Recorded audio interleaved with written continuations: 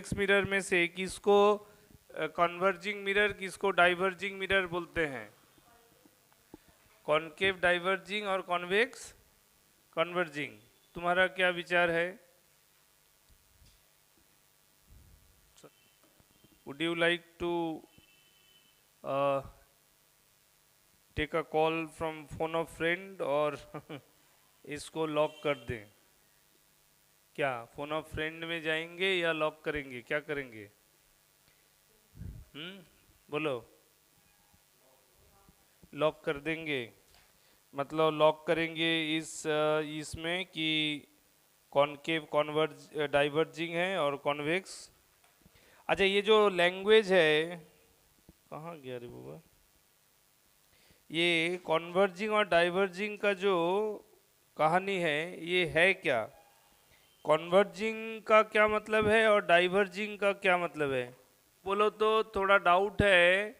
ये concave converging है या डाइवर्जिंग है? मिरर का बात कर रहा हूँ। कॉनकेव मिरर कॉन्वर्जिंग है या डाइवर्जिंग है? तो उस हिसाब से कॉन्वेक्स क्या है, कॉन्वर्जिंग है या डाइवर्जिंग है? हाँ, इस पर कुछ थोड़ा कार्व्ड मिरर ना,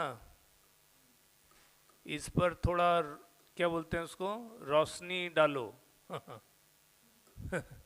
हाँ, इसमें थोड़ा डीसी रोशनी डालो।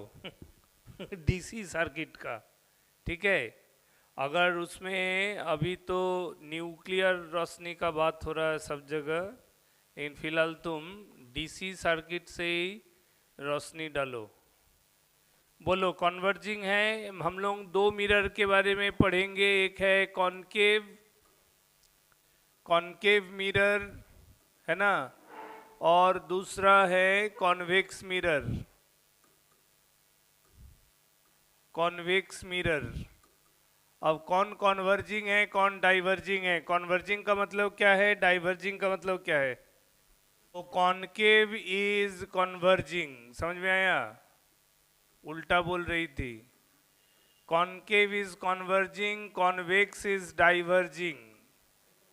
नहीं, उल्टा बोला था तुम लोग कॉन्वेक्स को कन्वर्जिंग और, अच्छा अंदर, हाँ अंदर वाला कॉनकेव। इनसाइड देखो, ये सब कोई गड़बड़ करता है। इनसाइड स्फेयर का इनसाइड रिफ्लेक्टिंग सरफेस है तो वो कॉनकेव, अगर आउटर सरफेस रिफ्लेक्टिंग सरफेस है तो वो कॉन्वेक्स। बढ़िया, क्लियर है?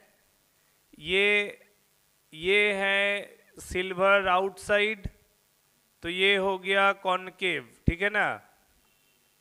और ये सिल्वर्ड आउट इनसाइड, ये हो गया कॉन्वेक्स। क्लियर है? अब ये कॉनकेव मिरर, ये कॉन्वेक्स मिरर। बढ़िया बढ़िया। अच्छा, तो कॉनकेव मिरर पे इधर होता है फोकस, इधर होता है सेंटर ऑफ कर्वेचर। दोनों कहाँ होता है? In front of the reflecting surface. Convex में ये दोनों पॉइंट, फोकस और सेंटर ऑफ कर्वेचर, ये दोनों बिहाइंड द मिरर है। अच्छा, इसमें कौन कैसे, नेचर ऑफ इमेज किसका कैसे बनता है, ये सब जरूरी चीज़ है। रे डायग्राम का बात तो हर जगह किताब में अवेलेबल है और वो सब रट्टा मारेगा, हो जाएगा। कौन कैसा इमेज बनाता है? कॉनकेव कैसा इमेज बनाता है, कॉन्वेक्स कैसा इमेज बनाता है? बोलो जल्दी जल्दी। कॉनकेव रियल और कॉन्वेक्स वर्चुअल। तुम्हारा सेम आंसर। कॉनकेव इमेज बनाता है रियल और वर्चुअल, दोनों बनाता है। हाँ, और ये बाबू सिर्फ वर्चुअल बनाता है। हाँ, इसका real image, this is relating to image formation, है ना। इमेज फॉर्मेशन के बारे में कॉन्सेप्ट क्या है कि कॉनकेव मिरर रियल और वर्चुअल दोनों बनाता है, और ये सिर्फ वर्चुअल इमेज बनाता है, ठीक है। वजह है कि ये डाइवर्जिंग नेचर का है, तो ये लाइट को डाइवर्ज कर देता है, प्रिंसिपल एक्सिस से दूर भगा देता है, ठीक है। कॉनकेव इन्वर्टेड बनाता है जब रियल इमेज बनाता है ना, और जब वो वर्चुअल इमेज बनाता है तब उसको भी वो इरेक्ट बनाता है, ठीक है। अच्छा, रे डायग्राम्स कुछ भी ड्रॉ करो, चाहे कॉनकेव में या कॉन्वेक्स में, हमेशा वो रे डायग्राम्स का कंप्लीशन होता है based on law of reflection. Law of reflection class 2 से पढ़ते हुए आ रहे हो, एंगल ऑफ इंसिडेंस बराबर एंगल ऑफ रिफ्लेक्शन। ये एंगल ऑफ इंसिडेंस किसके बीच में होता है, एंगल ऑफ रिफ्लेक्शन किसके बीच में होता है? आसान सा बात है, between incident ray and normal it is angle of incidence, between reflected ray and normal it is angle of reflection. Clear है? इतना तो सबको आता है, बढ़िया। अब है कि जब भी तुम एक ट्रिक समझो, कॉन्सेप्ट है ये, ट्रिक कहना गलत होगा, कॉन्सेप्ट है। तुम कहीं मान लो एमसीक्यू में या मान लो क्वेश्चन में या पढ़ते समय 100 में से 99 लोग रट्टा मारते हैं कि light rays falling parallel to principal axis after reflection pass through focus. ये तो क्लास 2 से रटाया जाता है, लेकिन क्या है वो इंसिडेंट रे जो non parallel to principal axis है? डायग्राम एक दे दिया एमसीक्यू में, एक एमसीक्यू में सवाल दिया, मान लो मेरे को क्वेश्चन करने देगा तो मैं तो वही करूंगा वो क्यों करूंगा जो तुम रट्टा मार के आए हो। ये कॉनकेव मिरर मैं दे दिया, ये इंसिडेंट रे लो संभालो। अब तुम तो रट्टा मार के गया कि parallel to principal axis focus से जाएगा, ये कहाँ से जाएगा ये कहाँ से जाएगा?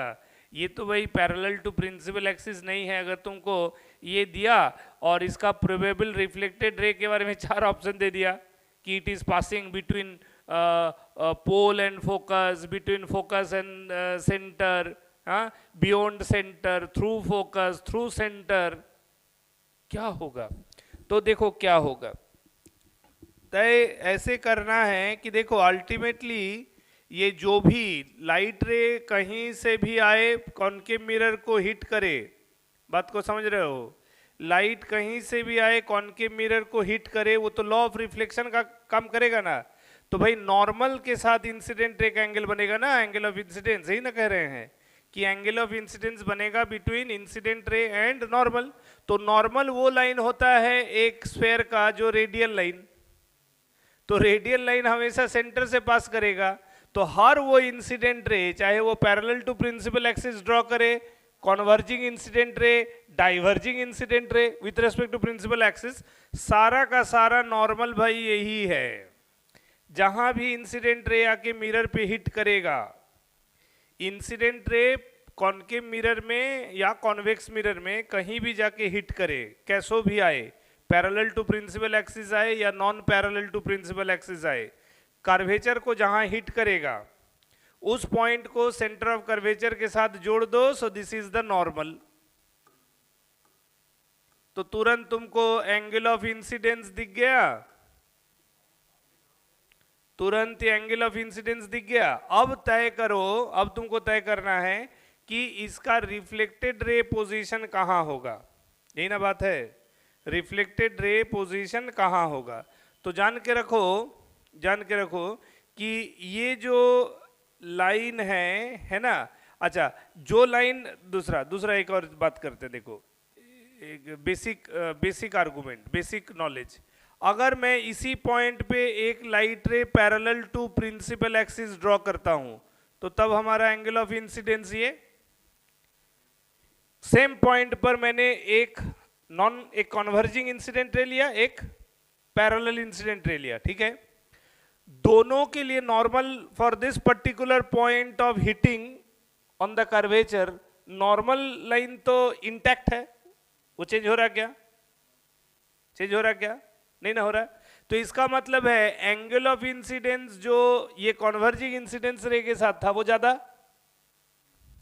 With respect to the angle of incidence with the parallel रे।